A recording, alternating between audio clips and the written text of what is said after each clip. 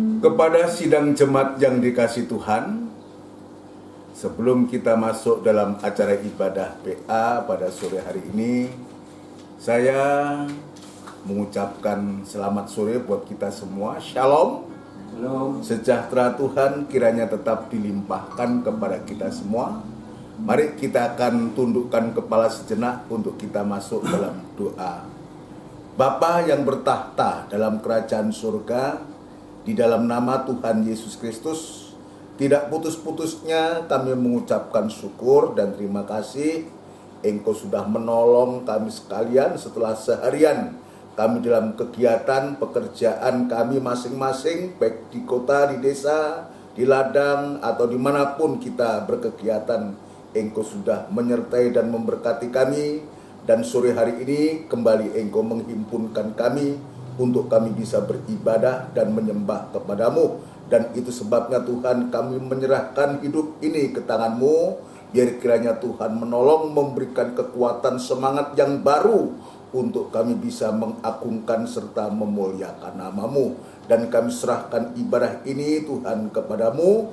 Kiranya Engkau hadir di tengah-tengah kami untuk memberkati ibadah kami dari awal sampai pada selesainya.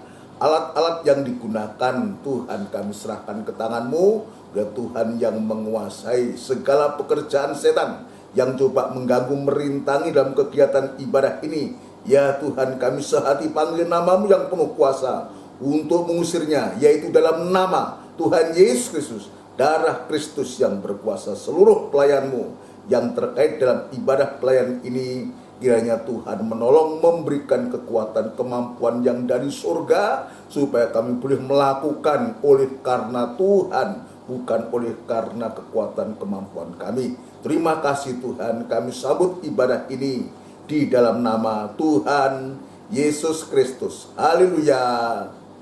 Amin. Puji Tuhan, saudara sekalian yang dikasih Tuhan, mari kita akan menyiapkan diri, menyiapkan hati kita. Kita akan memuji-muji Dia, mengagungkan namanya. Kita akan lakukan pujian dari buku NR nomor 24. Ku bersyukur padamu, oh Yesusku.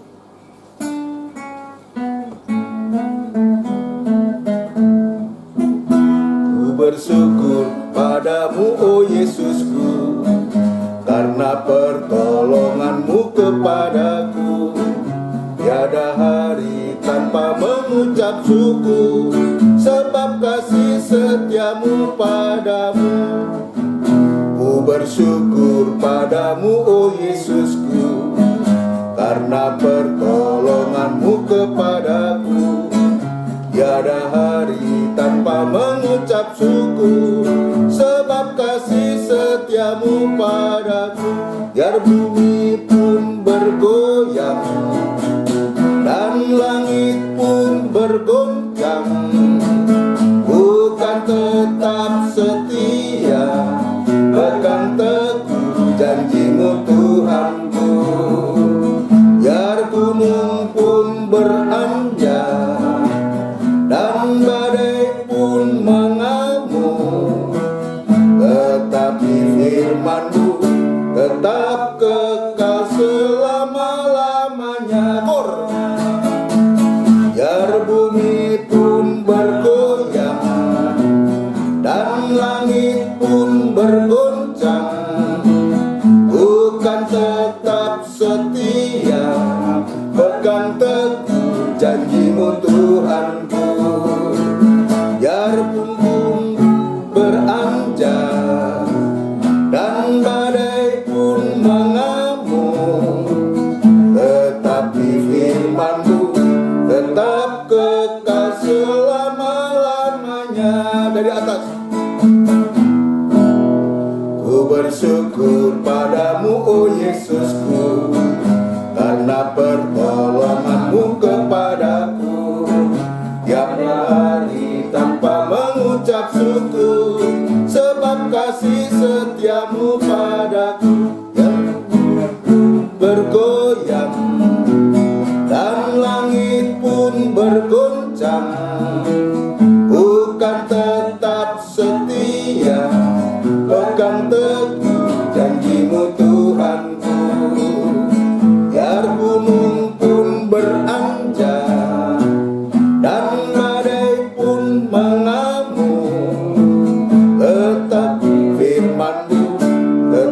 tetap kekal selama-lamanya. Biar bumi pun bergoyang dan langit pun bergoncang, bukan tetap setia, pegang teguh janji-Mu Tuhanku. Biarpun gunung benjar dan badai pun mengamuk, tetapi firman-Mu tetap kekal selama-lamanya. Puji Tuhan, pujian ini sungguh-sungguh memberikan suatu gairah, memberikan semangat sekalipun bumi bergoncang dan langit bergoncang sekalipun.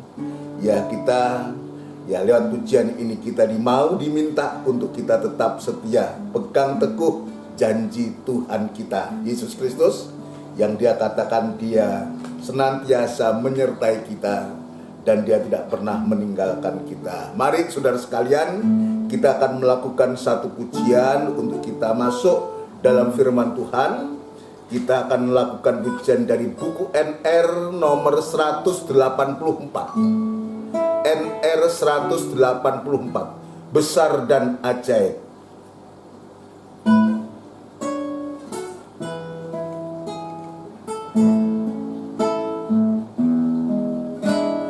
Besar dan ajaiblah karya-Mu, adil dan benarlah jalan-Mu,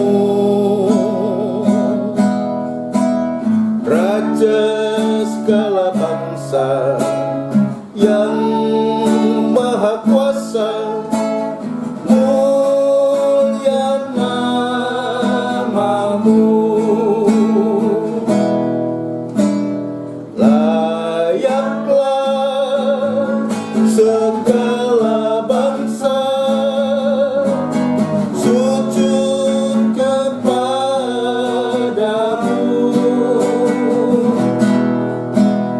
Sebab Kau Allah yang kudus, layak disembah. Layaklah segala bangsa, layaklah segala bangsa sujud kepada-Mu. Sebab Kau Allah yang kudus, layak disembah. Besar dan ajaiblah karya-Mu, haleluya. Adil dan benarlah jalan-Mu, Raja segala bangsa yang maha kuasa, mulia nama-Mu.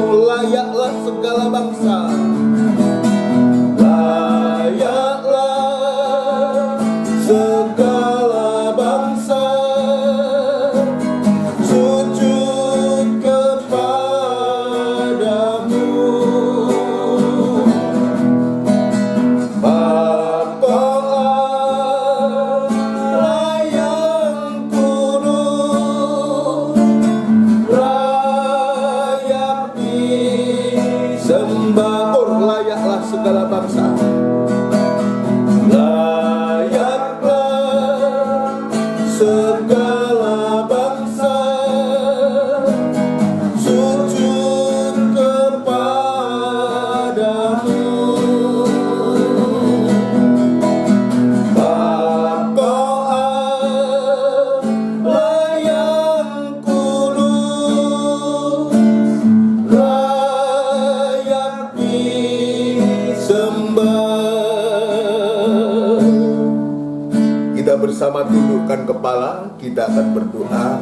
Benar Tuhan, Hanya Engkaulah satu-satunya Allah kami, Allah sesembahan kami, pujaan hati kami, dan Engkaulah satu-satunya Allah yang layak untuk disembah oleh segala bangsa.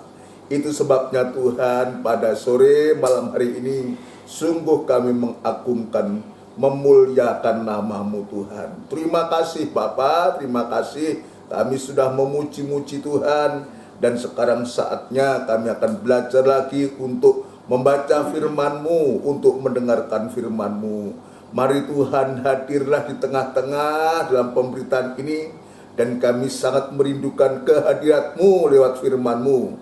Dan Tuhan mengurapi kami dan mengurapi firman-Mu supaya sungguh firman-Mu nyata dalam kehidupan kami Tuhan. Terima kasih Tuhan. Terima kasih, kami berdoa untuk gereja-gereja yang lain yang bersamaan beribadah semacam di tempat ini. Ya Tuhan, kiranya Tuhan juga memberkati, memakai para hamba-hamba Tuhan dalam pemberitaan firman-Mu, untuk supaya sungguh lewat ibadah-ibadah yang dikerjakan, dilakukan oleh hamba-hamba-Mu, setiap sidang jemaat-Mu boleh mengalami kebangunan rohani Tuhan.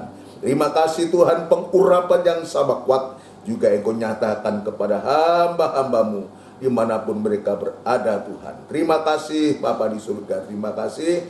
Demikian pula hamba tetap berserah diri kepadamu, biar kemurahan dan belas kasihan-Mu tetap Tuhan nyatakan kepada hamba, sebab hamba menyadari Tuhan keterbatasan, ketidakmampuan, kelemahan hamba.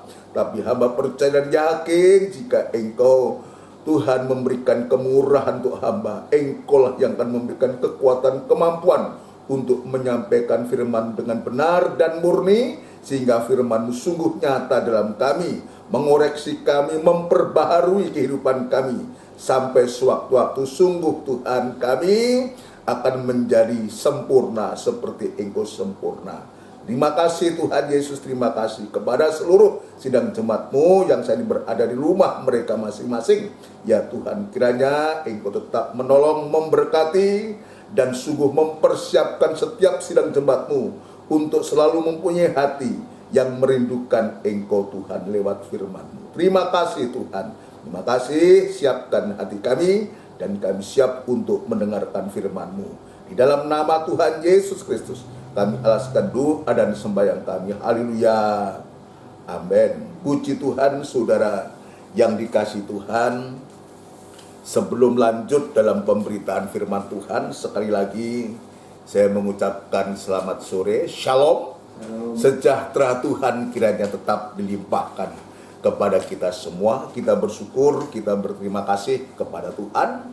Sepanjang hari kita sudah mengalami suatu berkat, kesehatan, kekuatan, bahkan Tuhan sudah memberkati dalam kegiatan kita seharian ini. Dan dengan tubuh yang mungkin sudah capek, lemah, tetapi Tuhan masih menginginkan kita untuk kita bisa beribadah kepada Tuhan. Tentu seperti doa yang tadi saya menyampaikan, tubuh yang lemah, tubuh yang tidak berdaya ini, tanpa Tuhan kita tidak akan betul-betul, kita tidak akan ada kekuatan, kemampuan. Tetapi sebaliknya, kalau kita ibadah ini karena kita merindukan kemurahan Tuhan, kita merindukan hadirat Tuhan, kita merindukan pribadi Tuhan, maka Tuhan sanggup untuk memberikan kekuatan yang baru, memberikan semangat yang baru. Tubuh yang lelah, yang lemah itu Tuhan sanggup. Justru ketika kita lelah, kita lemah, kita tidak berdaya, kalau kita berharap sama Tuhan, maka kekuatan yang dari Tuhan itu akan dinyatakan kepada kita. Jadi bukan karena kuat dan gagah kita sehingga kita bisa berhimpun semacam ini, justru karena kelemahan-kelemahan kita lah. Dan kita datang kepada Tuhan, Tuhan akan menyatakan kuasanya kepada kita semua. Di saat aku lemah, kata Paulus bilang, maka disitulah aku kuat, sebab kekuatan Tuhan itu yang dinyatakan kepada kita. Puji Tuhan, saudara sekalian, kita bersyukur kita bisa bertemu kembali, sekalipun Ya, saya secara langsung tidak bisa bertatap muka dengan saudara sekalian, tetapi doa-doa yang saya naikkan kepada Tuhan selalu setiap saya menyebut satu persatu, sekaligus saya bisa memandang wajah-wajah dari jemaat ini, mulai dari anak-anak sampai yang paling sepuh, saudara sekalian. Ya, saya bisa melihat dalam doa itu kita naikkan kepada Tuhan, supaya sungguh, saudaraku, hati, ya, jika kita bisa melakukan itu dengan hati yang sungguh kepada Tuhan, maka sukacita kita, sukacita saya sebagai hamba Tuhan, sebagai gembala, sekalipun secara kasat mata saya tidak bisa melihat, tapi Tuhan yang tahu kerinduan ini, seperti kita bisa melihat, kita bertatap muka. Puji Tuhan, ini yang Tuhan inginkan, bukan hanya ya dari pihak saya, tetapi saya harapkan juga dari pihak jemaat demikian juga selalu mendoakan saya sebagai hamba Tuhan, sebagai pribadi yang hanya dipakai Tuhan mendapatkan kemurahan untuk menjadi seorang pelayan Tuhan, untuk melayani kita semua. Ya, doa yang sama itu yang saya juga ingin harapkan, supaya Tuhan dengan doa-doa dari jemaat itu juga, maka Tuhan juga memberikan firman Allah, memberikan pembukaan firman Allah untuk kebutuhan jemaat. Seorang gembala, seorang hamba Tuhan tidak akan ada artinya tanpa adanya jemaat, tanpa doa dan kerinduan-kerinduan hati jemaat. Ya, tetapi kita yakin kalau kita masing-masing kita saling merindukan untuk kita selalu, saudara sekalian, untuk kita mengobarkan kasih persaudaraan ini sebagai sesama anak Tuhan, maka sungguh-sungguh kasih itu yang dari Allah itu tidak akan berubah. Dan Tuhan sungguh penyertaannya itu juga demikian kepada kita. Di hari-hari ini, mulai hari Minggu, saya sudah menyampaikan betapa penyertaan Tuhan itu. Ya, hidup kita ini tanpa penyertaan Tuhan. Hidup pribadi kita, hidup rumah tangga kita tanpa penyertaan Tuhan. Kegiatan pekerjaan kita tanpa penyertaan Tuhan, maka pasti akan kegagalan-kegagalan itu yang kita alami. Ya, biarpun kita kuat, kita gagah sekalipun, ya sesungguhnya kita sangat membutuhkan penyertaan Tuhan. Emmanuel itu bukan hanya beserta, seharusnya Emmanuel itu harus mendarah daging dalam kehidupan kita. Tuhan beserta karena Tuhan ada dalam kehidupan kita. Itu Tuhan sudah buktikan, saudaraku. Tuhan sudah buktikan firman Tuhan hari Minggu, betapa Tuhan itu ya menyertai bangsa Israel ketika Israel itu masih menjadi bangsa budak selama 430 tahun di Mesir, saudaraku. Dan Tuhan tidak pernah meninggalkan, sebab ayat mengatakan bahwa Bani Yakub ini, Israel ini, umat pilihanku. Dan ketika Tuhan mengingat akan janjinya kepada nenek moyang Israel ini, kepada Abraham, Ishak, dan Yakub, maka Tuhan melihat kesedihan, ya bagaimana bangsa Israel harus diperbudak sedemikian rupa, dipersulit hidupnya. Bahkan bangsa Mesir ini dengan Fir'aunnya itu, dia sengaja mempersulit bangsa Israel ini untuk bisa beribadah. Ya, dia mempersulit lewat pekerjaan-pekerjaan, semakin diperbanyak, dipersulit pekerjaan itu, tujuannya untuk supaya bangsa Israel itu tidak bisa beribadah, tidak bisa bertemu kepada Tuhan. Padahal hidupnya bangsa Israel itu hanya tergantung daripada Tuhan saja. Tetapi ketika Tuhan sudah begitu melihat keluh kesah, penderitaan yang sangat amat dialami oleh bangsa Israel ini, Tuhan mengingat kembali. Dan Tuhan berupaya untuk membebaskan bangsa Israel ini dari tanah Mesir. Maka Tuhan memakai pribadi seseorang yang dulunya pernah menjadi seorang mahkota, ya, dididik dalam pendidikan di Mesir kurang lebih selama 40 tahun hidup di Mesir, saudara. Jadi kehidupan yang sudah matang, saudara. Dan Tuhan ternyata manggil dia, memilih dia untuk menjadi pribadi yang dipakai Tuhan untuk melepaskan bangsa Israel dari tanah Mesir. Musa sekalipun banyak mungkin dia seorang yang pandai dalam pendidikan, dalam ilmu dunia, sebab selama 40 tahun kalau kita hitung, mungkin kalau sekarang sudah mencapai gelar doktor atau bagaimana di bidang pendidikan, ya, di bidang militer dia juga demikian, punya keahlian selama itu. Tapi Tuhan itu luar biasa. Dengan adanya satu peristiwa, maka Tuhan memanggil kembali kepada Musa ini setelah dia meninggalkan Mesir, saudara sekalian, dan mengembalikan ke Mesir. Sekarang dia kembali ke Mesir bukan untuk diperbudak atau bukan untuk menjadi seorang putra mahkota, tapi dia kembali ke Mesir karena diutus oleh Tuhan untuk melepaskan bangsa Israel ini. Dan ini tidak mudah bagi seorang Musa ini, ya, yang minggu yang lalu saya mengatakan Israel itu dia lari dari Mesir karena adanya suatu kesalahan, dia membunuh orang Mesir.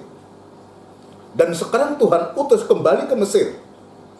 Awal dicari oleh Fir'aun, sekarang harus menghadap Fir'aun. Dan kemarin saya mengatakan ini namanya ulo marani kepo. Ya, ini, tetapi Tuhan itu luar biasa karena ini rencana Tuhan, bukan atas kehendak Musa. Dan ini rencana Tuhan, maka Tuhan itu menunjukkan penyertaannya ketika dia mengatakan, siapakah aku ini harus menghadap Fir'aun? Dan Tuhan langsung mengatakan, bukankah aku menyertai engkau?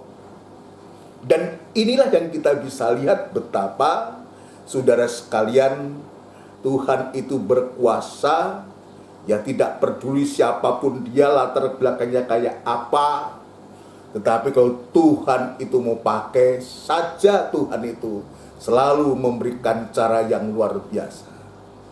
Benar, Musa tidak mampu, tidak berdaya, hanya seorang Musa. Tapi penampilan pribadi Tuhan itulah Immanuel, penyertaan Tuhan itu. Artinya apa? Tuhan itu tidak membiarkan. Tidak membiarkan. Dan ayat mengatakan, ya, aku tidak akan membiarkan engkau dan tidak akan meninggalkan engkau, seperti, ya, nanti ini perkembangannya sampai ke Yosua, dan sungguh luar biasa. Dalam perjalanannya saya sudah mengatakan bagaimana Tuhan itu memelihara, bagaimana Tuhan itu melindungi, bagaimana Tuhan itu sampai membawa Musa ini sampai di perbatasan Sungai Yordan. Ya, dan pada akhirnya memang cerita selanjutnya, Musa ini memang tidak diizinkan sampai di tanah Kanaan, saudaraku. Tapi Tuhan hanya mengizinkan dia melihat dari jauh, ya, kota Kanaan itu, sebab tujuan utama bangsa Israel itu, ya, bangsa Israel itu keluar dari tanah Mesir itu untuk dibawa ke negeri yang sudah dijanjikan kepada nenek moyangnya, baik kepada Abraham, baik kepada Ishak dan Yakub. Ya, kemarin saya mengatakan generasi Yakub sudah sampai di sana, saudaraku. Dan akhirnya adanya kelaparan yang begitu hebat, maka dia kembali ke Mesir sampai diperbudak. Dan sekarang Tuhan ingin kembalikan ke negeri Kanaan yang limpah dengan susu madunya.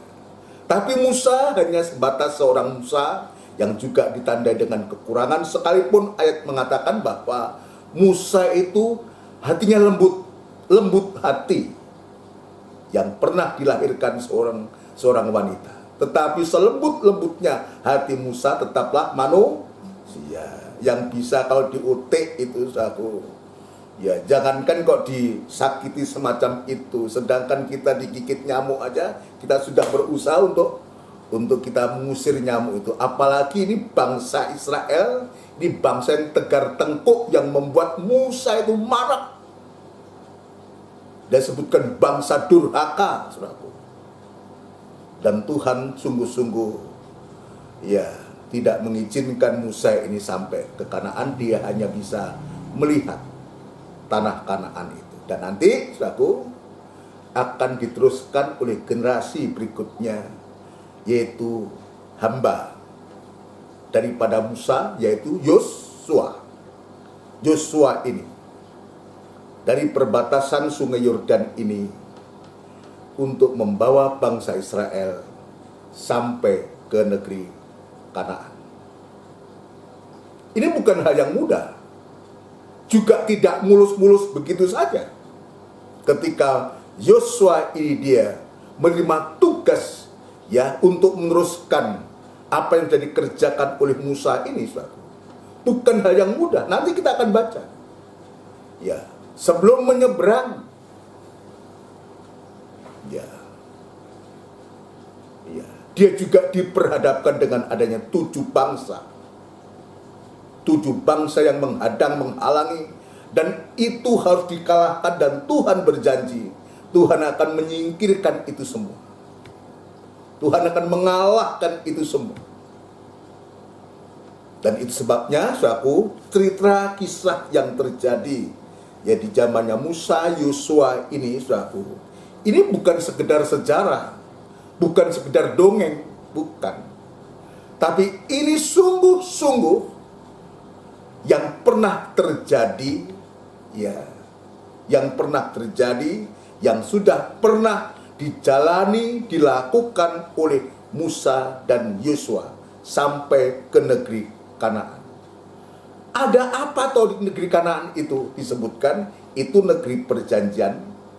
Sekaligus di Kanaan itu ada berlimpah susu dan madunya.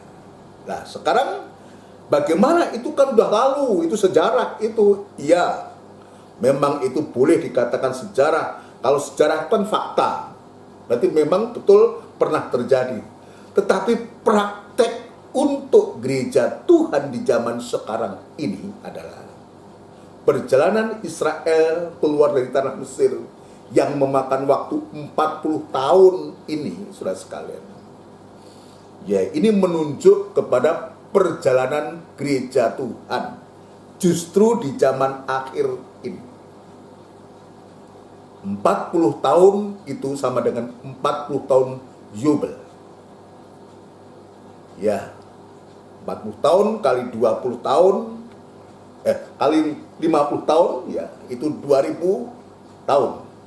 Jadi 40 Yubel ini sama dengan 2000 tahun di zaman gereja sekarang ini. Ini perjalanan gereja sejak Tuhan Yesus naik ke surga sampai sekarang sudah memakan waktu kurang lebih 2000 tahun. Mungkin kita bertanya, ini sudah 2000 tahun, 2021. Ya, kok Tuhan belum datang? Ya, kok belum datang sampai sekarang ini? Ya. Sekarang saya juga balik bertanya, andai kata Tuhan datang sekarang, kira-kira kita siap nggak? Coba kita jawab. Andai kata Tuhan betul-betul datang sekarang ini, apakah benar kita sudah siap? Ya.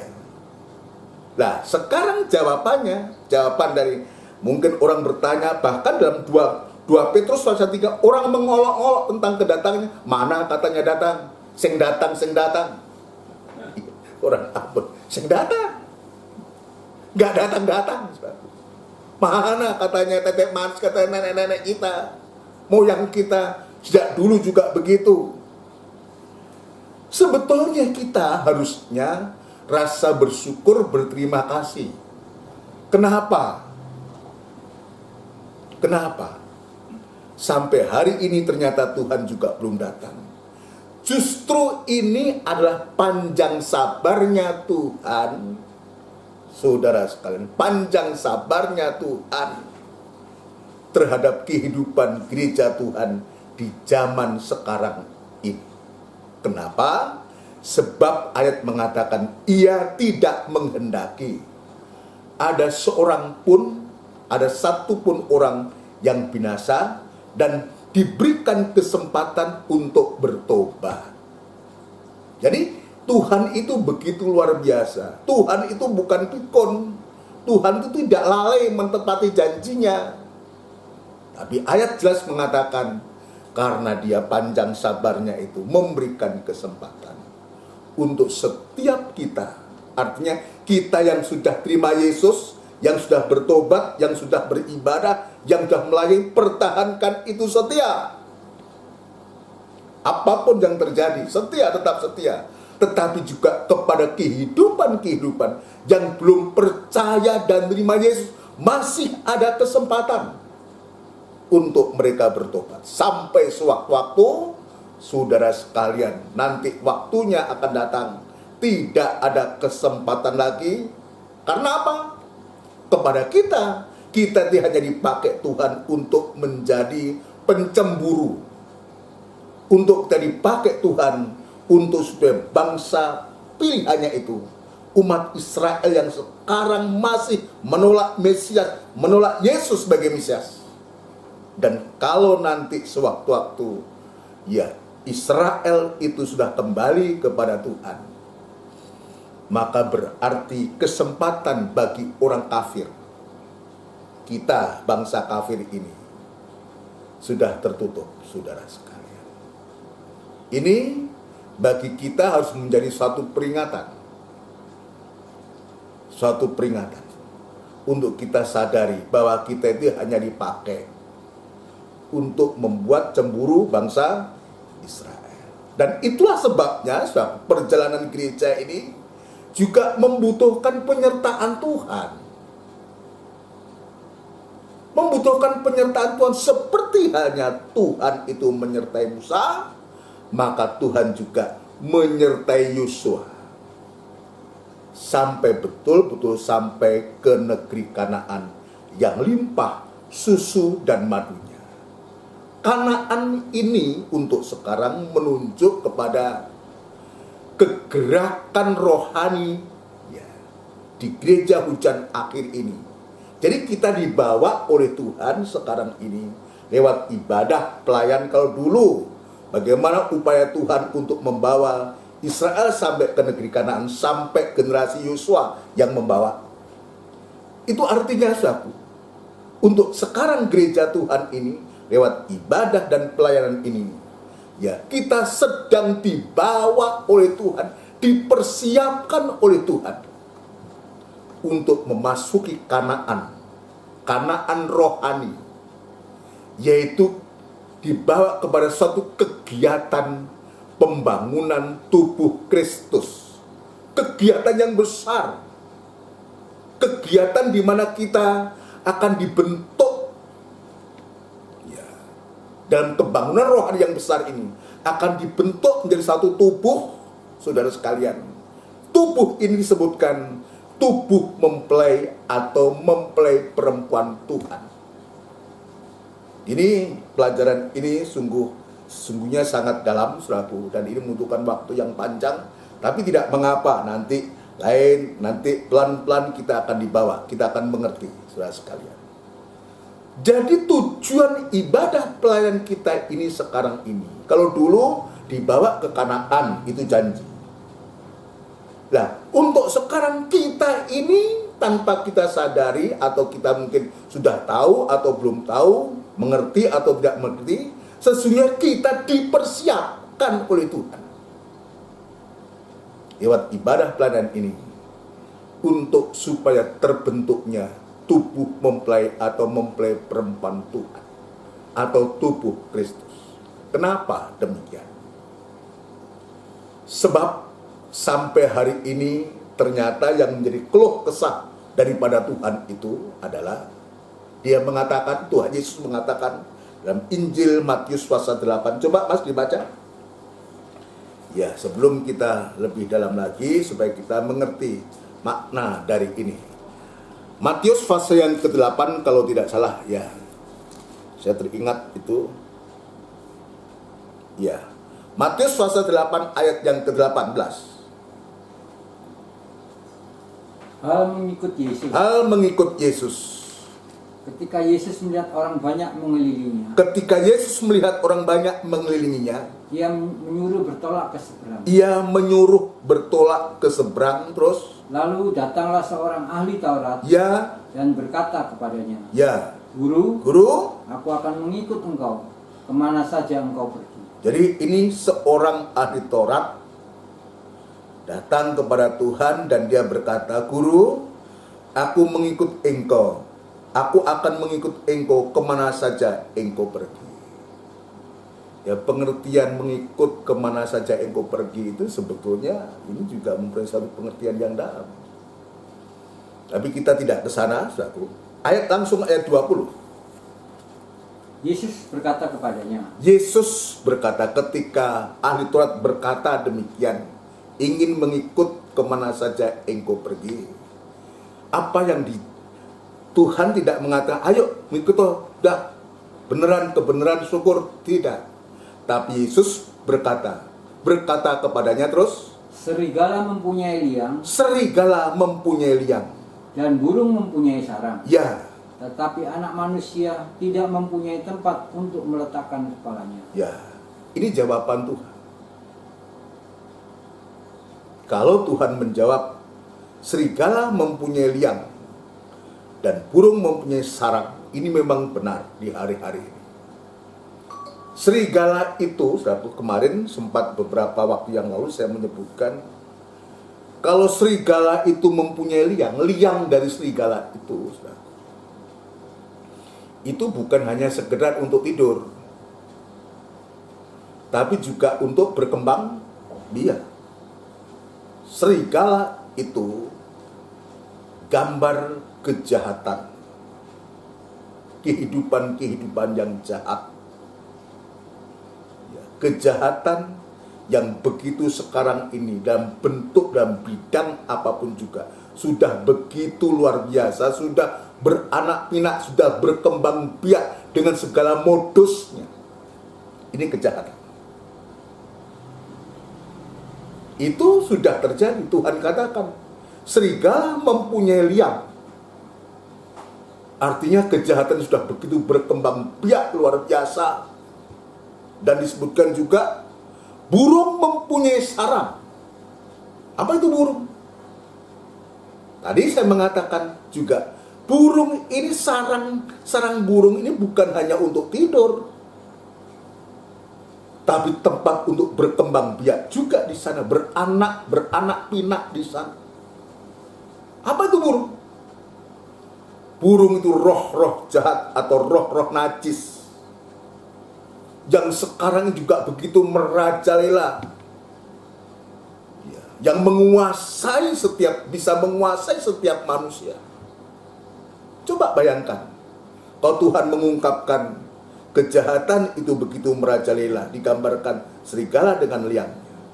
Kenajisan sekarang yang begitu juga merajalela, lewat media, lewat apapun juga, saudaraku, begitu merajalela. Tapi di satu sisi Tuhan Yesus mengatakan, tetapi anak manusia tidak mempunyai tempat untuk meletakkan kepalanya. Ini yang Tuhan keluhkan. Ini yang Tuhan nyatakan kepada seorang ahli, seorang yang tahu tentang Alkitab, tahu tentang kebenaran, tentang Taurat itu, ahli Taurat. Kalau dikatakan ahli Taurat ya nggak mungkin kalau nggak ahli dia disebutkan ahli. Tentu dia ahli di bidang Taurat ini. Tapi Tuhan memberikan jawab. Memang itu fakta. Fakta yang terjadi di hari-hari ini, saudara sekalian. Itulah. Jadi artinya apa? Kita diperhadapkan dengan itu. Kita diperhadapkan dengan situasi kejahatan dan kenajisan yang sedang melanda dunia. Tetapi orang-orang Kristen, gereja Tuhan, tidak serius, tidak menanggapi hal semacam ini. Padahal ini keluhan Tuhan. Kenapa dia katakan, tetapi anak manusia tidak mempunyai tempat untuk meletakkan kepala? Karena letak kepala di mana, saudara? Letak kepala itu di atas tubuh. Dan sampai hari ini kepala belum bisa meletakkan kepalanya. Kenapa? Tubuhnya belum terbentuk. Jadi ini menyadarkan kita, mengingatkan kita. Belum terbentuk, bukan hanya belum terbentuk, masih porak-poranda. Masih banyak mengatakan aku kaki bukan tangan, aku tangan bukan kaki. Masing-masing, saudara sekalian. Nah, itu sebabnya ya kisah tentang perjalanan Israel menuju tanah Kanaan ini adalah kisah tentang perjalanan gereja dengan berbagai banyak macam kesulitan, berbagai macam ya tantangan harus dialami saat itu bangsa Israel. Tapi Tuhan tidak pernah meninggalkan Israel. Mari saya mengatakan bagaimana Tuhan itu ya memelihara dia dengan mana yang turun dari surga selama 40 tahun. Ketika pagi-pagi, siang dengan panas terik matahari, Tuhan juga kirimkan tiang awannya untuk membuat sejuk. Sore hari Tuhan kirimkan burung puyuh itu berduyun-duyun datang ke perkemahan bangsa Israel. Coba kita bisa melihat. Saya katakan kalau kita cari burung gemak, saudaraku, wah dia itu begitu pandainya kalau dia lari itu, saudaraku, kejar dia lari. Tapi ini tidak, Tuhan itu mendatangkan burung puyuh itu datang ke perkemahan orang Israel. Bagaimana kalau malam hari dingin, Tuhan kirimkan tiang apinya. Itulah penyertaan Tuhan yang Tuhan nyatakan kepada bangsa Israel. Kepada Musa sampai tapal batas sungai Yordan. Sekarang kepada gereja di zaman akhir ini, saudara sekalian, Tuhan juga demikian. Penyertaannya itu tidak pernah berubah. Sekarang saya akan kembali kepada Yosua. Ya, ini akhir. Jadi tapal batas untuk menuju lanjutan dari Musa ini, maka Tuhan memilih Yosua. Fasa yang pertama. Kitab Yosua fasa yang pertama. Ayat yang pertama dan kedua. Yosua pasal pertama ayat yang pertama. Perintah Tuhan kepada Yosua untuk merebut tanah Kanaan. Ya. Sesudah Musa hamba Tuhan itu mati. Ya, sesudah hamba Tuhan itu mati. Berfirmanlah Tuhan kepada Yosua bin Nun. Ya, jadi kita tidak perlu untuk Israel juga tidak boleh terus merenungi kematian Musa. Perjalanan masih jauh, saudaraku, maka begitu Musa mati, saudara disebutkan, berfirmanlah Tuhan kepada Yosua bin Nun. Abdi Musa itu demikian. Abdi Musa. Jadi Yosua ini pengikutnya Musa. Dia begitu setia terhadap Musa ini. Ya, setia kepada Tuhan lewat hambanya Musa ini. Abdi Musa itu demikian. Terus Hambaku Musa telah mati. ya. Sebab itu bersiaplah sekarang, seberangilah sungai Yordan ini. Ya. Engkau dan seluruh bangsa ini Ya. menuju negeri yang akan kuberikan kepada mereka. Ya. Kepada orang Israel itu. Jadi ini jelas. Seberangilah, bersiaplah sekarang, seberangilah sungai Yordan ini, engkau dan seluruh bangsa ini. Seluruh bangsa. Bukan sebagian bangsa. Seluruh bangsa. Kenapa? Tuhan memang menginginkan bangsa Israel ini, saudara sekalian, seluruhnya bisa masuk ke Kanaan. Ya, generasi Musa sudah habis, tinggal Yosua dan Kaleb, saudaraku. Ya, karena mereka tegar hati, saudaraku, tidak taat dan dengar Tuhan bersihkan semua. Sekarang tinggal Yosua dan Kaleb ini dipakai Tuhan untuk membawa bangsa ini ke negeri yang dijanjikan oleh Tuhan kepada orang Israel. Loncat ayat yang kelima, Mas. Apa kata Tuhan kepada Yosua? Seorang pun tidak akan dapat bertahan menghadapi engkau seumur hidupmu. Kita lihat, Tuhan itu ngajangi jembar, saudara, ya. Jadi dia itu Tuhan yang mengatakan ini. Seorang pun tidak akan dapat bertahan menghadapi engkau seumur hidupmu. Terus, Seperti aku menyertai Musa. seperti hanya aku menyertai Musa, aku juga menyertai kamu. Ini yang ngomong ini Tuhan loh. Makanya saya bilang begitu ya. Musa juga Yosua begitu akrabnya dengan Tuhan itu loh. Ya, seperti saya dekat dengan Mas Febi di samping saya ini. Mas Febi, amanlah sampean, kira-kira begitu. Begitu akrabnya. Coba kita bisa melihat ayat mengatakan tanpa kekudusan tidak bisa memandang Allah. Ini bukan hanya mengandang, ini bertemu muka dengan muka. Bagaikan semacam itu. Kenapa? Dia ngomong, ini yang ngomong Tuhan ini. Sekalipun wujudnya Yosua tidak melihat, tetapi keakraban itu. Ya, keakrabannya itu.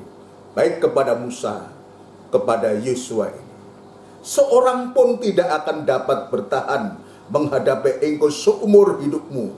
Ya, seperti aku menyertai Musa. Terus, Demikianlah aku akan menyertai engkau. demikianlah aku akan menyertai engkau. Terus, Aku tidak akan membiarkan engkau dan tidak akan meninggalkan engkau. perhatikan baik-baik. Tidak akan membiarkan engkau dan tidak akan meninggalkan engkau. Ini yang Tuhan katakan kepada Yosua. Itu juga yang juga pernah dikatakan kepadamu, Musa. Kepada generasi penerusnya. Jadi kita bisa melihat bahwa Tuhan itu tidak pernah berubah. Oh, dia bisa menyertai Musa, maka juga Tuhan menyertai Yosua. Untuk sekarang, jika Tuhan menyertai Yosua, maka Tuhan yang sama di dalam Yesus Kristus itu juga menyertai gerejanya, memberkati gerejanya, melindungi gerejanya. Untuk apa? Untuk kita dibawa kepada Kanaan rohani, dibawa lewat ibadah pelayanan ini, untuk kita dibawa masuk dalam kegiatan yang besar pembentukan tubuh Kristus, untuk supaya kita menjadi tubuh Kristus, menjadi mempelai perempuan Tuhan, sehingga saatnya Tuhan nanti datang menempati tempatnya di atas tubuh. Jadi kepala ini letaknya di atas tubuh. Nah, kalau sekarang tubuhnya masih kocar kacir, masing-masing ada yang membenarkan, merasa dirinya benar, kamu salah, aku yang benar, kamu suci, aku nggak suci, atau sebaliknya. Lalu bagaimana tubuh ini akan terbentuk? Kita bersyukur, kita berterima kasih. Lewat pengajaran ini kita dibawa. Iya. Untuk betul-betul kita disatukan. Memang kita berbeda-beda. Tapi janganlah kita mengatakan, ya aku nggak butuh kau, atau kau nggak butuh aku. Dan siapapun kita, dari golongan apapun juga, kita ini dari bagian apapun juga, sepanjang bagian tubuh ini melekat pada tubuh saudara sekalian, jangan kita menghinakan. Kamu cuma, jangan.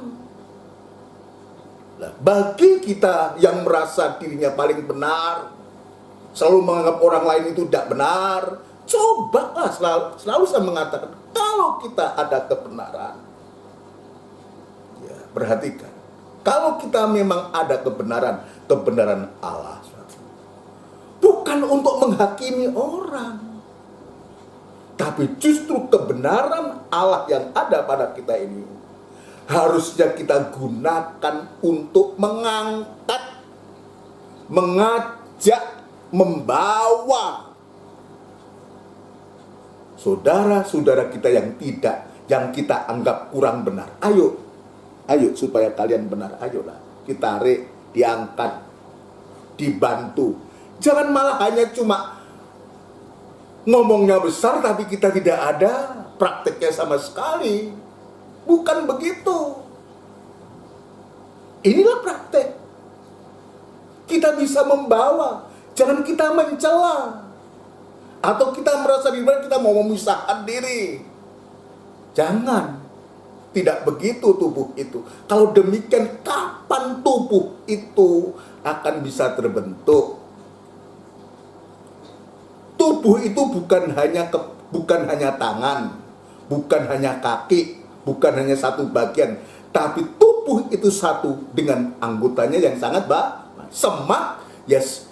Setiap anggota tubuh itu punya peran masing-masing. Kalau kita dipakai sebagai rasul, ya lakukanlah pekerjaan tugasnya rasul itu.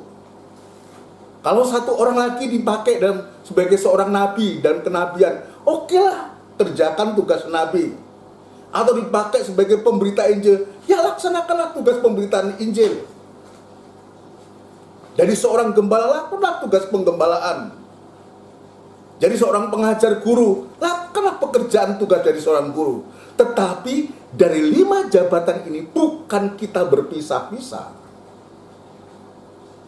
Tapi 5 jabatan untuk melengkapi orang-orang kudus dalam rangka pembangunan tubuh Kristus.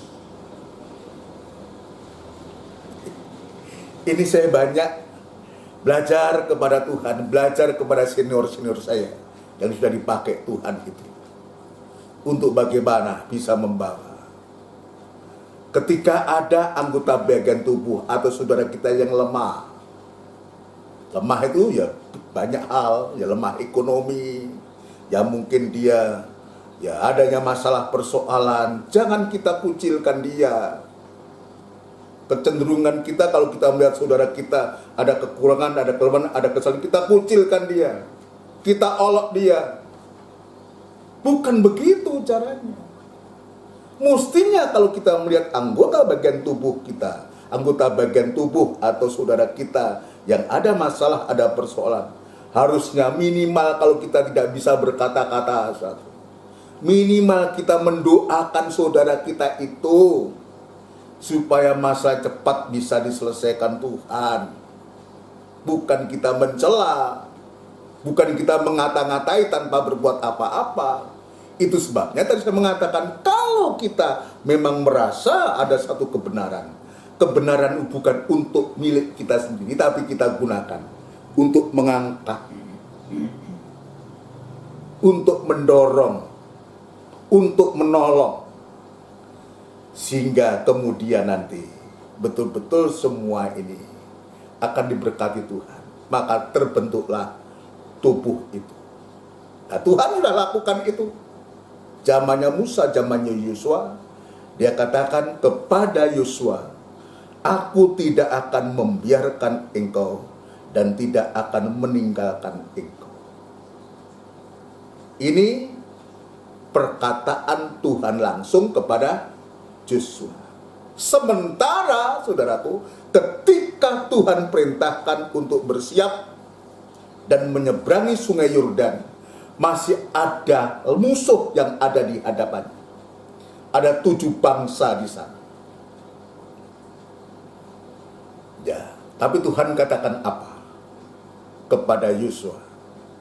Ayat berikutnya, Mas. Ayat yang ke-6. Saya ingin ayat yang ke-6 sampai yang ke-11. Yosua pasal yang pertama ayat yang ke-6. Kuatkan dan teguhkanlah hatimu. Ya. Sebab engkaulah yang akan memimpin bangsa ini memiliki negeri yang kujanjikan dengan bersumpah kepada nenek moyang mereka untuk diberikan kepada mereka. Jadi ini yang pertama, Tuhan sampai 3 kali nanti Tuhan katakan, kuatkan dan teguhkan hatimu.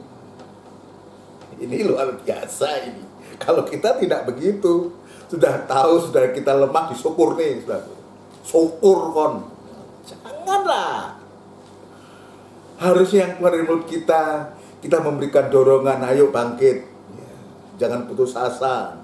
Tapi tidak kita ini. Tapi Tuhan ini memberikan suatu contoh kepada kita.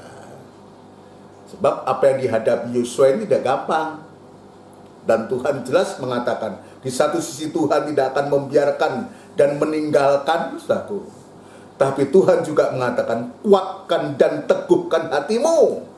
Sebab engkaulah yang akan memimpin bangsa ini memiliki negeri yang kujanjikan dengan bersumpah kepada nenek moyang mereka untuk diberikan kepada mereka. Jadi Tuhan membangkitkan semangat dan gairahnya Yosua, sebab dia yang dipercayakan untuk membawa bangsa ini ke negeri yang dijanjikan kepada nenek moyang mereka. Yang pertama, terus hanya kuatkan dan teguhkanlah hatimu dengan sungguh-sungguh. Nah, ini yang kedua. Kalimat yang sama diulangi oleh Tuhan. Kenapa ini diulangi oleh Tuhan? Kan cukup sekali aja. Tapi kenapa sampai 2 kali sampai 3 kali ini loh?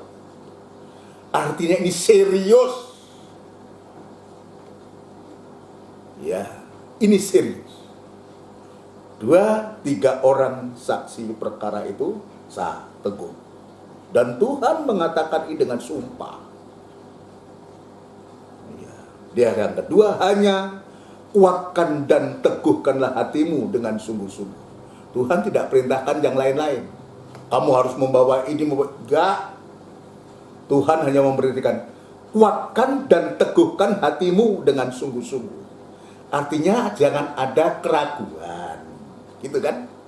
Jangan ada kekhawatiran dalam menghadapi kehidupan ini, menghadapi perjalanan hidup ini.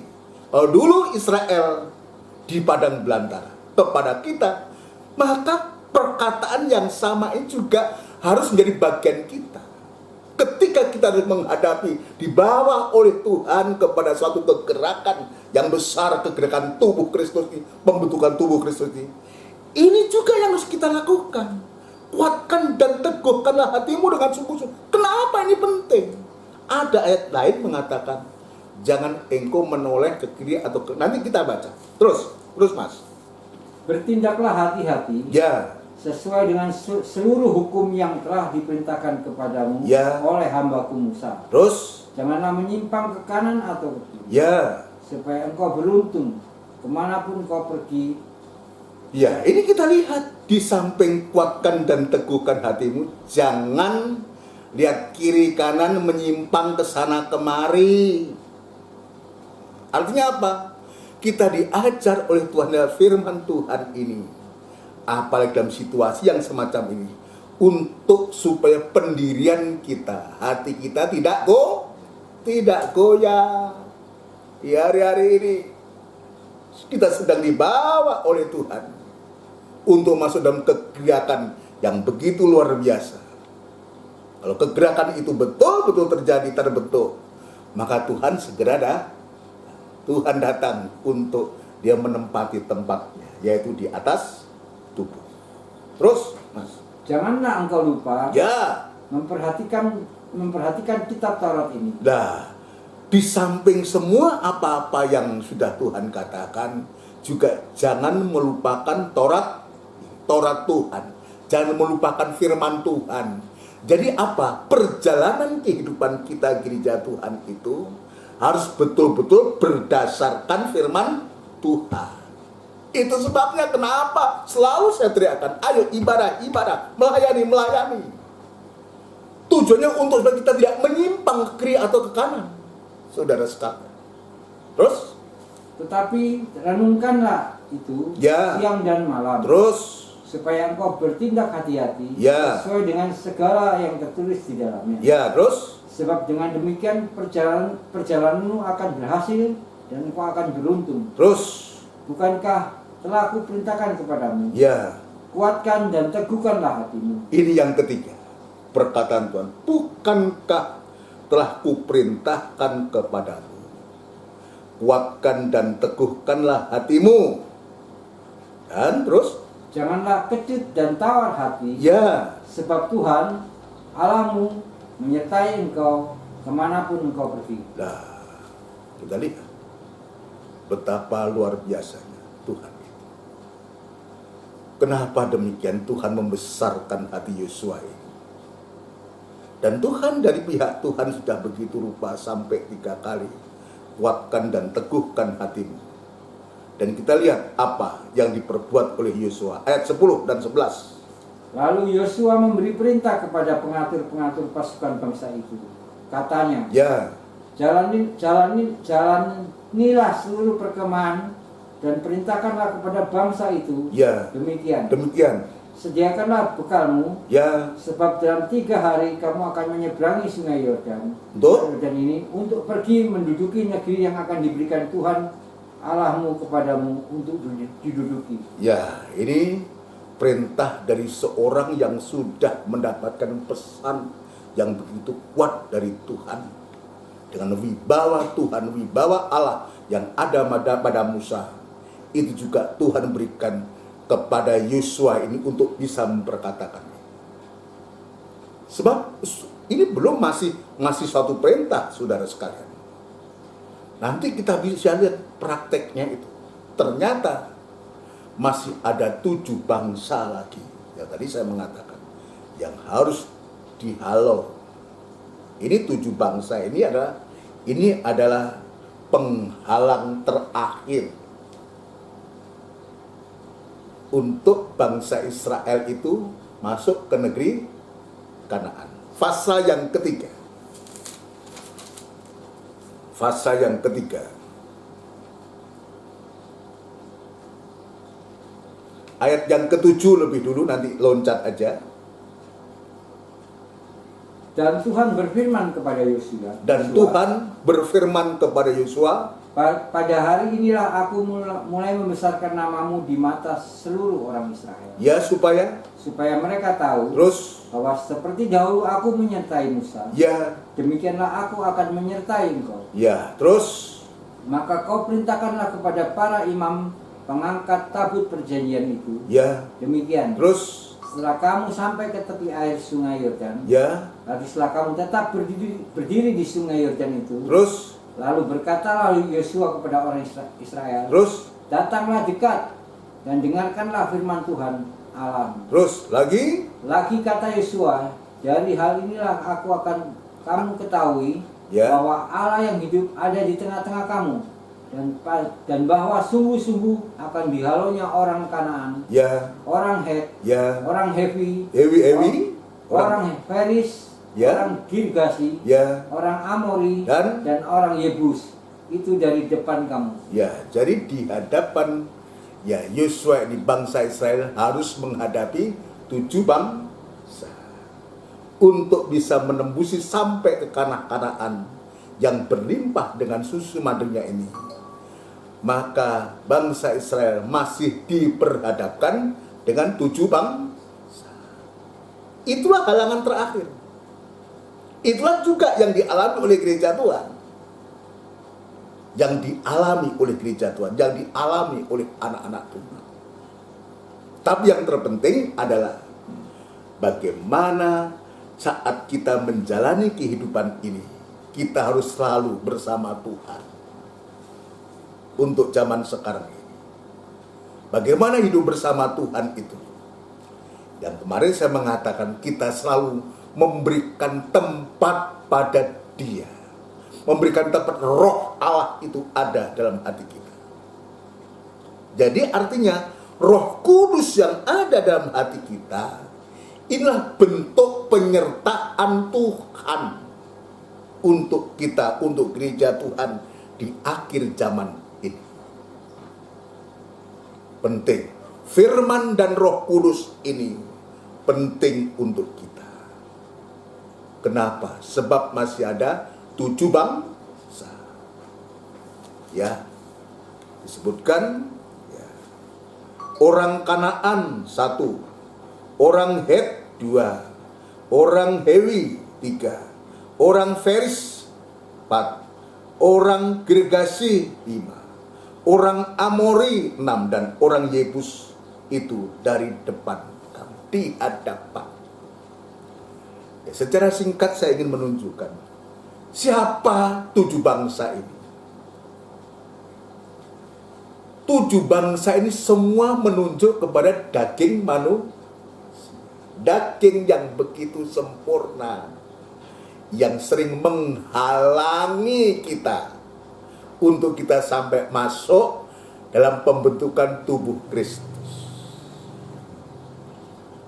Daging dunia ini yang di dalamnya ada daging, ada keinginan mata, ada keangkuhan hidup. Kalau dulu memang secara fisik Yosua dan rombongan saya diperhadapkan 7 bangsa, dan itu betul-betul dikalahkan. Nah sekarang gereja Tuhan, kita anak Tuhan, bagaimana? Ketika kita diperhadapkan dengan daging kita sendiri ini, daging yang banyak inginnya, daging yang selalu ingin enak sendiri, daging yang ingin selalu menang sendiri. Itu daging, keinginan daging. Jadi angka 7 itu angka sempurna. Daging yang sempurna ini yang menghalangi perjalanan kita di hari-hari ini. Ya. Itu sebabnya saudara sekalian, kalau kita sudah diperlihatkan semacam ini, apa yang harus kita lakukan? Tadi firman Tuhan mengatakan yang penting bagaimana Taurat Tuhan itu harus tetap kita ada, dan kita merenungkan siang dan malam. Apa Taurat Tuhan? Itu firman Tuhan. Firman Tuhan itu harus menjadi pokok utama yang harus kita renungkan siang dan malam. Kalau sekarang berarti firman Tuhan dan urapan Roh Kudus itu yang menjadi utama untuk kita bisa mencegah lajunya daging, bahkan mematikan daging sampai daging itu tidak bersuara. Ini perjuanganku, juga perjuangan kita semua. Kalau kita mau masuk dalam pembentukan tubuh, kita mau menjadi mempelai perempuan Tuhan, ini musuh yang terakhir itu, saudara sekalian. Jadi hari-hari ini, itu sebabnya saudara sekalian, kalau kita bisa melihat demikian, Tuhan mengingatkan lewat Rasul Paulus kepada Timotius yang masih muda, mengingatkan gereja Tuhan, mengingatkan anak-anak Tuhan, mengingatkan orang-orang yang beribadah. Sebab tidak semua orang beribadah itu betul-betul mengalami hal semacam itu. Coba kita akan baca, Mas. Untuk melengkapi ini kita ya mohon waktu sedikit lagi. 2 Timotius pasal yang ketiga. Kita lihat. Ini peristiwa yang terjadi di akhir zaman. Jadi peristiwa-peristiwa itu, saudaraku, yang tertulis itu mengingatkan kita bahwa sesungguhnya itulah yang terjadi dalam gereja Tuhan di hari-hari ini, saudara sekalian.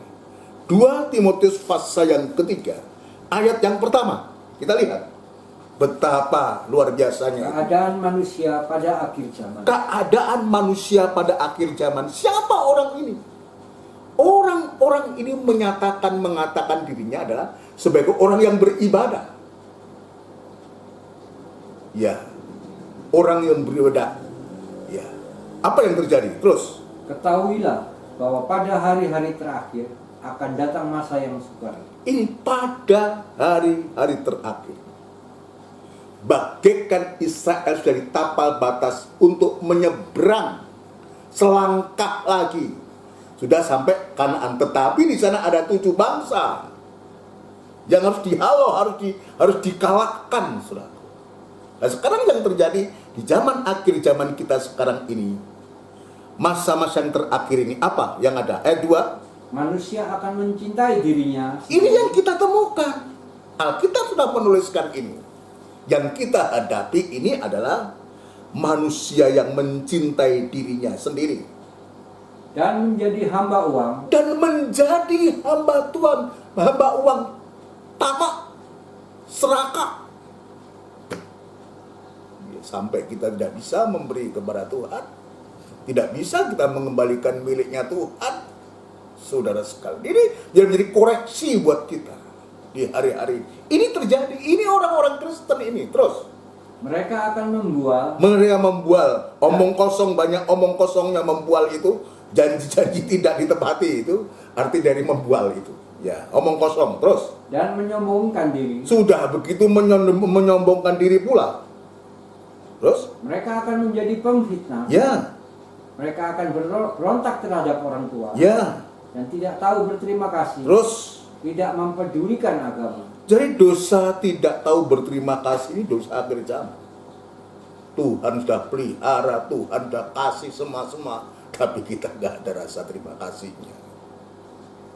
Ibadah nggak mau, ini nggak mau, melayani nggak mau, tapi terima terus, dia terima terus dari Tuhan. Tapi yang terjadi tidak tahu berterima kasih, terus tidak mempedulikan agama, tidak beribadah, tidak memperdulikan agama, terus tidak tahu mengasihi, tidak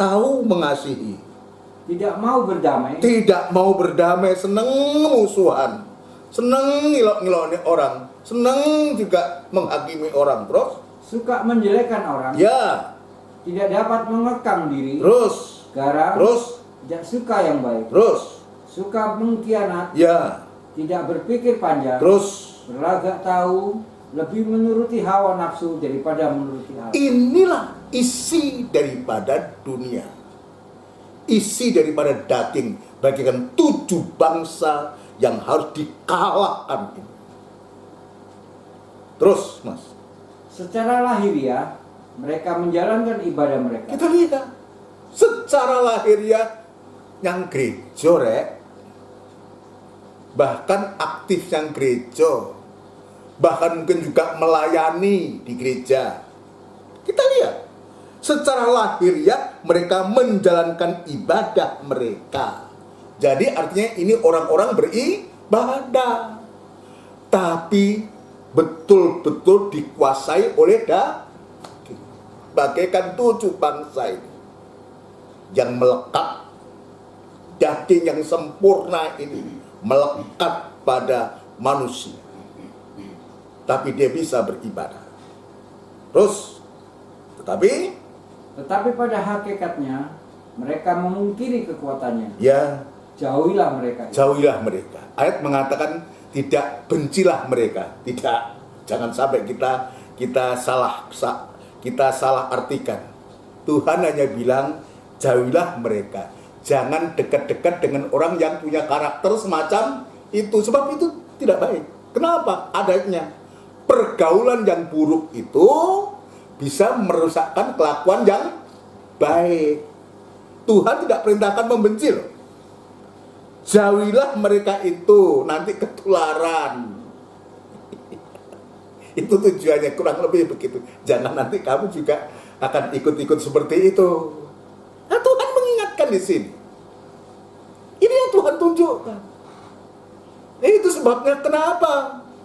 Ya, kenapa kalau Tuhan sudah perlihatkan semacam ini, Yosua yang diperhadapkan dengan bangsa-bangsa, 7 bangsa di seberang sungai Yordan itu, saudara sekalian. Maka kita gereja Tuhan ini diperhadapkan bukan hanya bangsa, tapi perbuatan-perbuatan yang melekat pada daging kita, keinginan kita ini. Nah, keinginan daging ini atau perbuatan daging inilah yang membuat kita jauh dari Tuhan. Tuhan mengatakan, Secara lahiriah mereka menjalankan ibadah, tetapi pada hakikatnya mereka menolak kuasa dari ibadah itu. Tidak mengalami kuasa ibadah itu. Ini yang terjadi. Nah, itu sebabnya maka Tuhan mengingatkan lewat Rasul Yohanes untuk supaya kita mencintai Tuhan, mencintai Taurat Tuhan, memikirkan siang dan malam, dan menoleh ke kiri atau ke kanan, jangan menyimpang ke kiri atau ke kanan. Maka Rasul Yohanes mengingatkan untuk supaya kita mencintai Tuhan, mengasihi Tuhan. Kalau kita mengasihi dunia dan segala isinya, maka kasih Bapa itu tidak ada. Ayo kita baca ayat yang terakhir. 1 Yohanes pasal yang kedua. 1 Yohanes pasal yang kedua. Ya.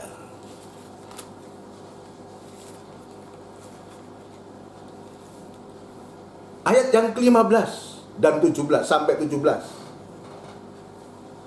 Janganlah kamu mengasihi dunia. Dan janganlah kamu mengasihi dunia, terus Dan apa yang ada di dalamnya. dan apa yang ada di dalamnya.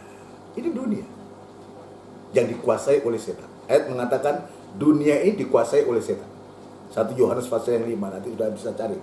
Terus jikalau orang mengasihi dunia, ya maka kasih akan Bapa tidak ada di dalam orang itu. jelas, kalau kamu mengasihi dunia, kalau gereja Tuhan itu mengasihi dunia, maka tidak lebih baik daripada 2 Timotius 3 tadi.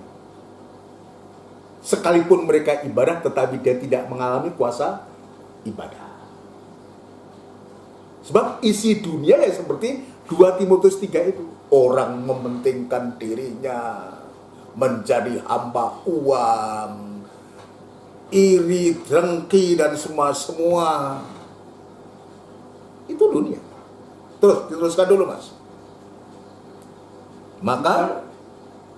Maka kasih akan Bapa tidak ada di dalam orang itu. Terus? Maka kasih akan Bapa tidak ada di dalam orang itu. Terus Sebab semua yang ada di dalam dunia, apa itu? yaitu keinginan daging, Keinginan daging. Daging yang sempurna. 7 bangsa itu ada dalam daging kita. Keinginan daging. Semua yang ada di dalam dunia itu, yaitu keinginan daging. Terus? dan keinginan mata, Keinginan mata. Ya, dari mata turun ke hati. Baru perbuatan. Dari mata turun ke hati, sampai di pikiran, sampai di tangan. Ya, terus? serta keangkuhan itu Ya, terus? bukanlah berasal dari Bapa, Bukanlah berasal dari Bapa, melainkan dari dunia. melainkan dari dunia. Dan dunia ini sedang lenyap dengan keinginannya. Ya, ini harus dikalahkan. Harus dihalau itu. Kenapa? Sebab kalau tidak, kita ikuti keinginan daging itu, mencintai dunia, maka kita akan lenyap bersama dunia. Ini jelas kan? Dan dunia ini bukan akan, tapi sedang lenyap dengan keinginannya. Keinginannya apa? Daging, mata, keangkuhan hidup. Ini musuh. Ya, musuh yang harus diperangi oleh gereja Tuhan, oleh kita anak-anak Tuhan, orang Kristen di hari ini. Kalau tidak kita perangi, kita tidak mampu tentu. Tapi firman dan Roh Kudus, firman dan urapan Roh Kudus, firman yang hidup dan kuat dan lebih tajam dari pedang bermata 2, inilah yang mampu untuk menolong kita sampai daging itu tidak bersuara.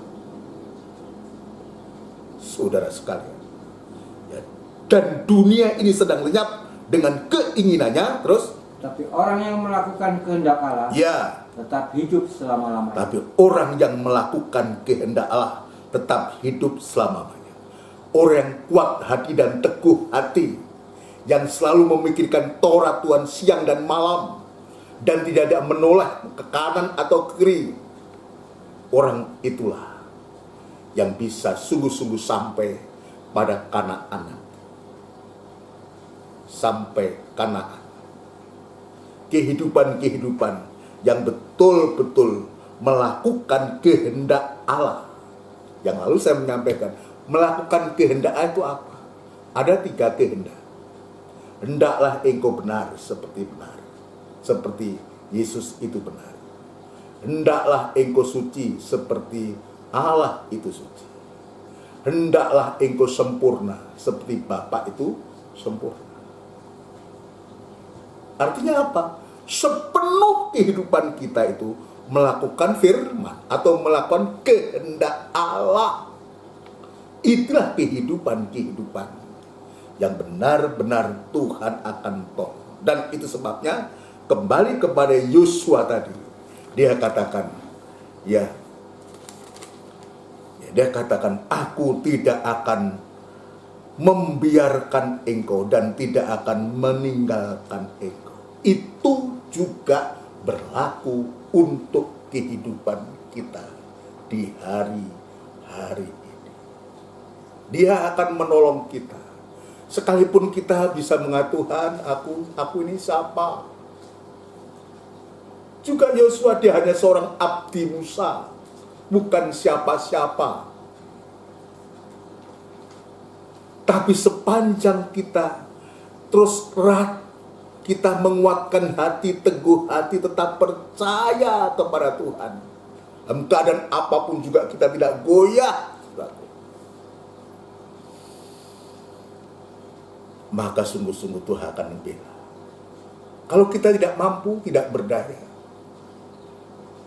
kita ini, saya dan kita semua, kita mengakui, Tuhan, aku tidak mampu, aku ini siapa untuk bisa melakukan kehendak Tuhan yang begitu mulia, untuk engkau menjadikan aku tubuh Kristus, untuk menjadikan gereja Tuhan sebagai mempelai perempuan. Siapa kita ini?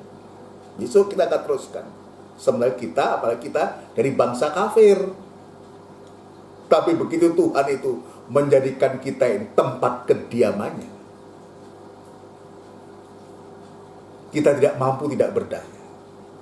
Tapi Tuhan yang menolong. Dia adalah penolong kita. Di hadapan kita ada perjamuan suci, tubuh dan darahnya Kristus.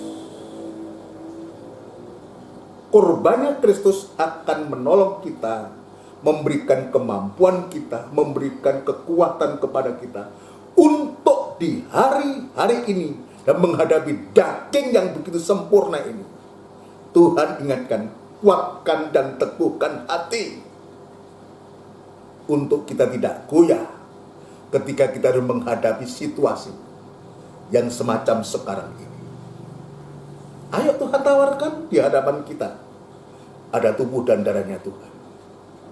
Lewat firman Tuhan ini, biar memeriksa hati kita. Saudara sekalian, berikan waktu, berikan tempat hidup kita untuk Roh Kudus, Roh Tuhan itu diam dalam hati kita. Akan menuntun, akan menolong, akan melindungi, bahkan dia akan memelihara kehidupan kita. Biar kita minta kepada Tuhan, Tuhan, kuasailah hatiku ini, hati yang penuh dengan kedagingan ini. Tuhan, robahkah hati kami, hatiku ini, yang penuh dengan keinginan daging, keinginan mata, keangkuhan hidup ini. Haleluya. Mari kita akan lakukan pujian dari buku Pesalu, saudara sekalian.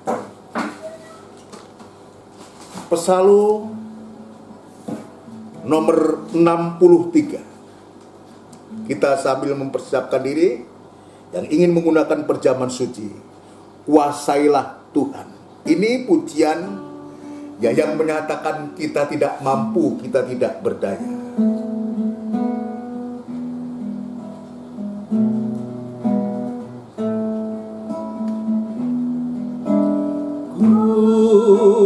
Kuasailah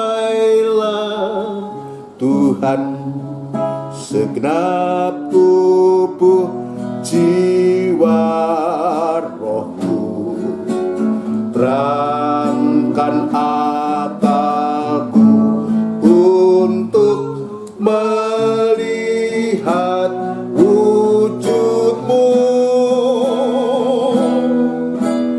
Pakailah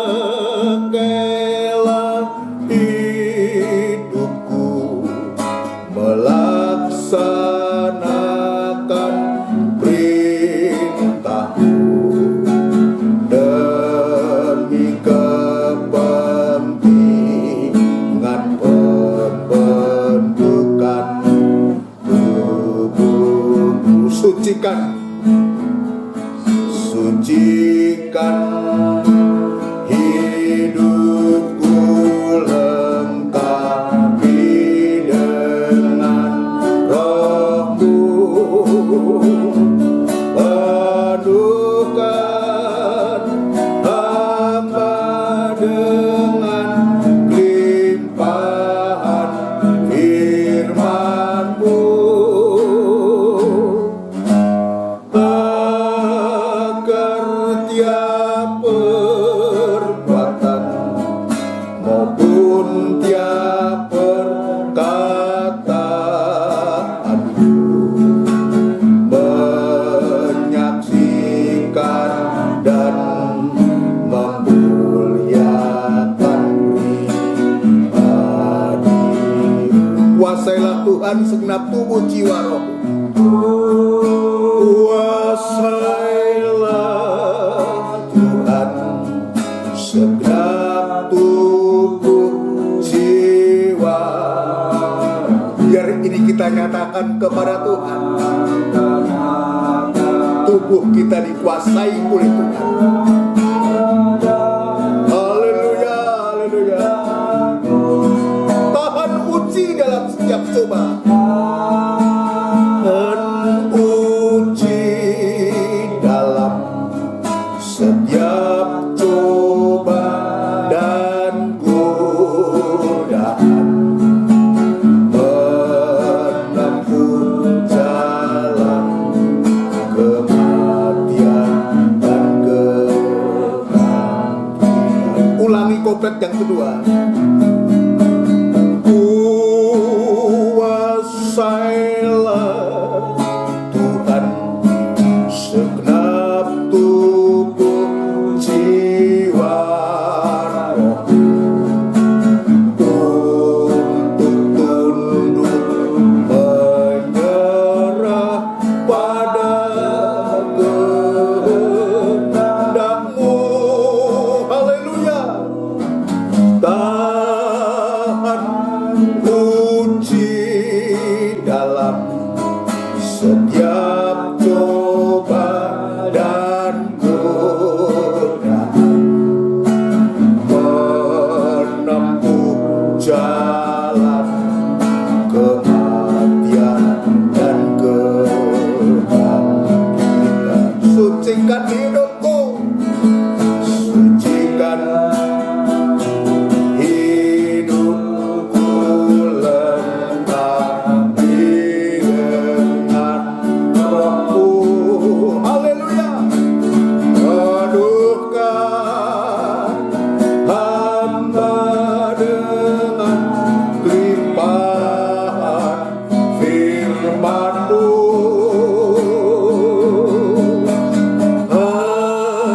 agar tiap perbuatan maupun tiap perkataanku menyaksikan dan memuliakan pribadi-Mu. Sucikan hidupku, lengkapi dengan Roh-Mu. Tanpa Engkau kami tidak mampu. Ya Rabbi Yasa, ya Rabbi Yasa, ya Rabbi Yasa. Haleluya. Haleluya.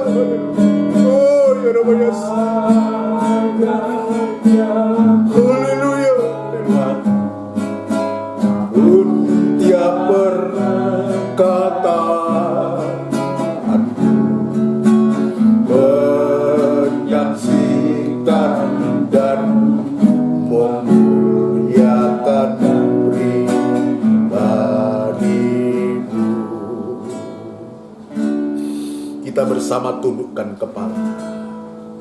Kita membawa masing-masing kehidupan kita kepada Tuhan. Tuhan, seperti pujian ini, ada satu perkara lewat firman-Mu, sucikan hati kami, Tuhan. Penuhkan, lengkapi dengan Roh-Mu, Tuhan. Tanpa itu kami tidak mampu, tidak berdaya menghadapi dunia dan segala isinya yang begitu jahat, yang begitu najis, Tuhan. Tapi kami yakin dan percaya, jika firman-Mu dan pengurapan Roh Kudus-Mu selalu menyucikan kami dan memenuhkan kami menjadi tempat kediaman-Mu, Tuhan, hidup ini. Engkau yang memampukan kami. Bukan kami kuat dan gagah, tapi Engkau yang menolong kami. Engkau yang memampukan kami untuk kami bisa menghadapi dunia dan segala isinya ini, menghadapi 7 bangsa yang ada di Kanaan itu, sehingga kami boleh masuk dalam kegerakan gereja Tuhan di hujan akhir ini, masuk pembentukan tubuh-Mu yang akan disempurnakan ini, Tuhan. Terima kasih, Tuhan, terima kasih. Di hadapan kami ada tubuh dan darah-Mu, Tuhan. Sebelum kami bersekutu dengan tubuh dan darah-Mu, dengan kurban-Mu, ampuni kekurangan kami, kesalahan kami. Layakkan, sucikan hati kami, Tuhan, untuk kami layak menerima tubuh dan darah-Mu, Tuhan. Terima kasih, Tuhan, terima kasih. Sekarang, Tuhan, kami sambut tubuh dan darah-Mu di dalam nama Tuhan Yesus Kristus. Haleluya. Amin. Puji Tuhan. Mari kita akan siapkan tubuh dan darahnya Tuhan. Mari kita dibagikan berjaman suci, dibagikan untuk kita semua.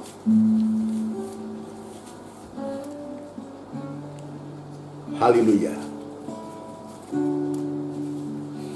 Haleluya.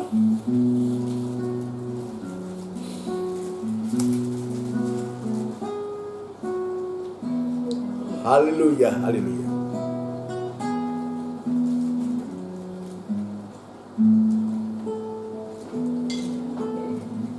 Ya, nggak apa-apa nanti.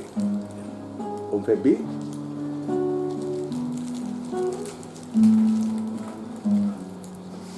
Haleluya. Kita siapkan semua. Kita siapkan. Kalau sudah, mari kita unjukkan tubuhnya Kristus lebih tinggi dari kepala. Kita unjukkan tubuhnya Kristus lebih tinggi dari kepala.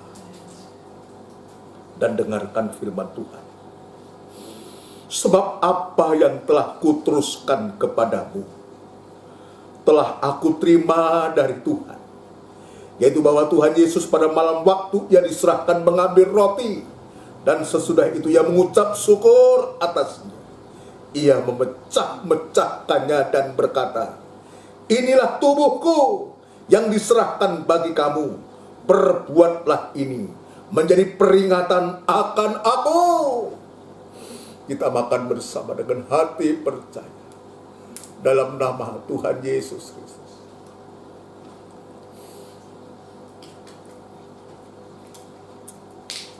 Terima kasih Tuhan. Terima kasih.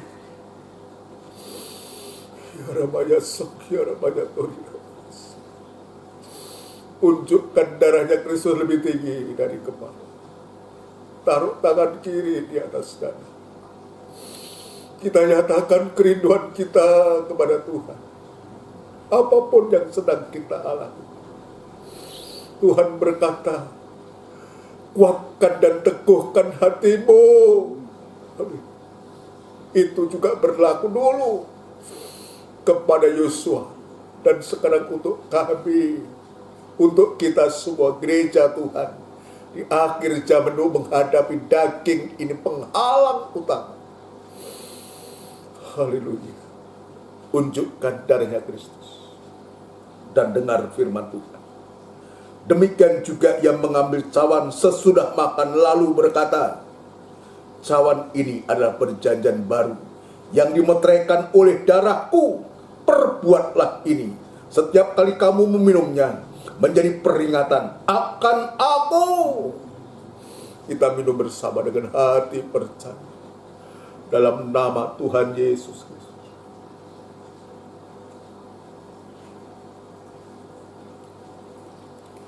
Haleluya.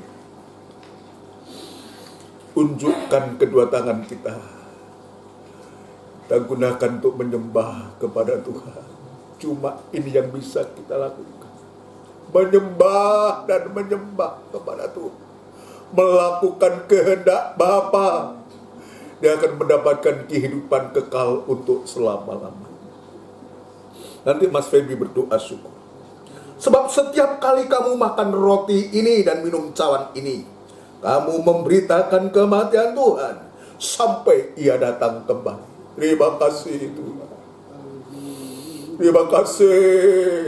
Ya Rabayasa, ya Rabayatori Rabayasa, ya Rabarabarasa, ya Rabara. Haleluya, haleluya. Terima kasih. Terima kasih Tuhan. Penyertaan Tuhan. Haleluya. Nyata atas kami Tuhan. Terima kasih. Pemeliharaanmu, perlindungan, Haleluya, haleluya. pertolonganmu. Haleluya. Allah yang setia, Allah yang hidup. Terima kasih Tuhan. Engkau selalu menyertai. Haleluya. Mohon Tuhan Engkau tetap menguatkan dan Haleluya. iman. Terima kasih Tuhan. Oh Tuhan, Terima kasih. firman-Mu Tuhan dan Roh-Mu.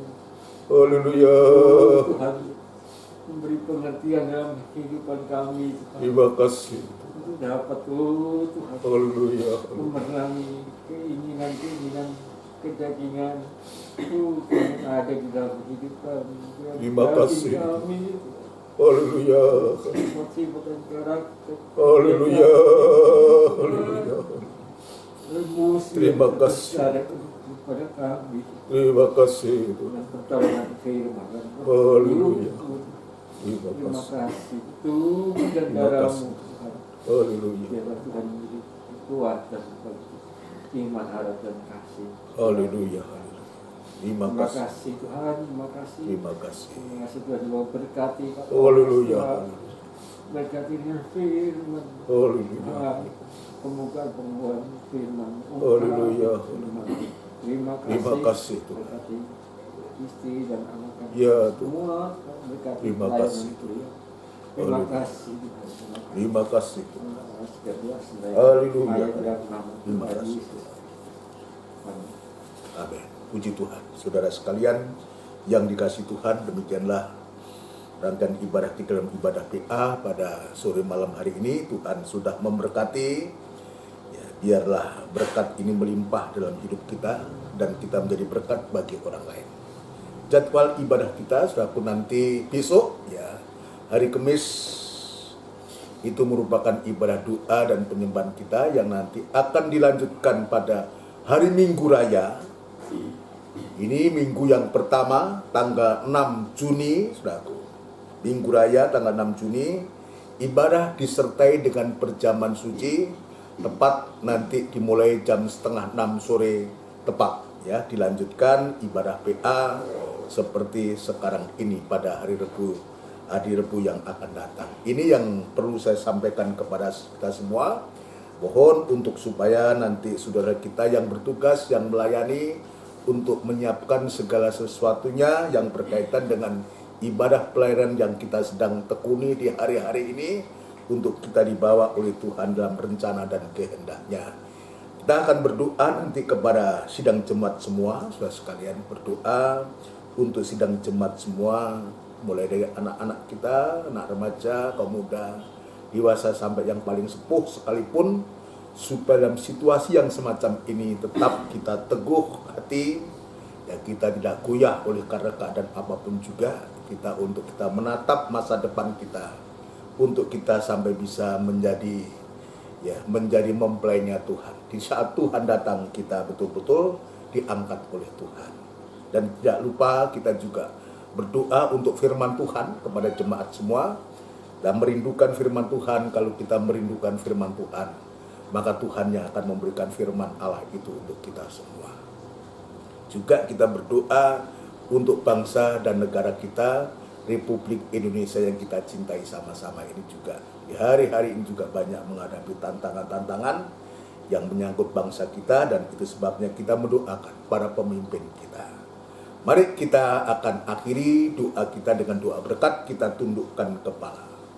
Bapa yang bertahta dalam kerajaan surga, dalam nama Tuhan Yesus Kristus, bersyukur berterima kasih Engkau begitu baik dan berkat-Mu melimpah dalam kami semua, dan janji-janji-Mu biarlah sungguh Tuhan ada dalam hati kami, dan kami imani sampai betul-betul janji itu menjadi wujud, menjadi nyata dalam setiap kehidupan kami semua. Tetap berikan kuat hati, teguh hati Tuhan untuk menghadapi segala perkara dunia ini. Kami yakin kemenangan sudah Engkau siapkan kepada kami Tuhan. Terima kasih Tuhan, terima kasih, terima kasih. Kami bersyukur berterima kasih Tuhan, lewat ibadah ini Tuhan sudah memberkati, biar berkat-Mu melimpah dalam kami, dan berkat firman menjadi iman tertukik dalam hati kami, dan menjadi iman dan kami boleh praktekkan dalam setiap kehidupan kami semua. Tuhan, berdoa juga kepada seluruh sidang jemaat-Mu, mulai dari anak-anak, remaja, kaum muda, dewasa, sampai yang paling sepuh sekalipun, tidak satu pun terlewatan terkecuali. Dimanapun saat ini berada jemaat-Mu yang mendengarkan firman-Mu ini Tuhan, Engkau sudah memberkati semua, dan berkat tetap ada pada setiap kehidupan yang merindukan Engkau Tuhan. Terima kasih Tuhan, tetap lindungi Tuhan, berkati nikah, rumah tangga, usaha, pekerjaannya, apa yang menjadi masalah persoalan mereka, biar Tuhan juga akan menolong Tuhan, mencampur tangan atas kehidupan semua.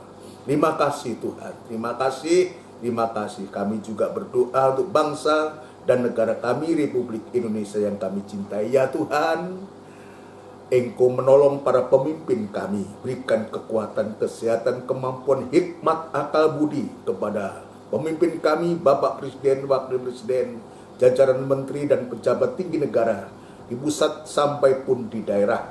Tuhan memberikan kemampuan untuk bisa mengatur, memimpin bangsa kami untuk ke depan lebih baik lagi Tuhan.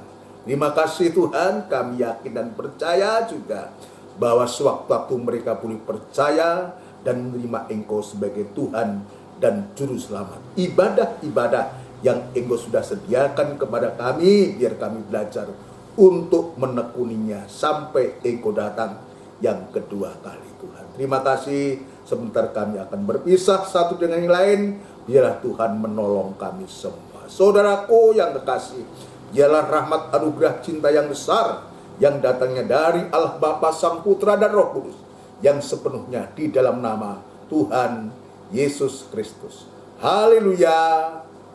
Amin. Selamat malam, Tuhan memberkati kita semua. Puji Tuhan.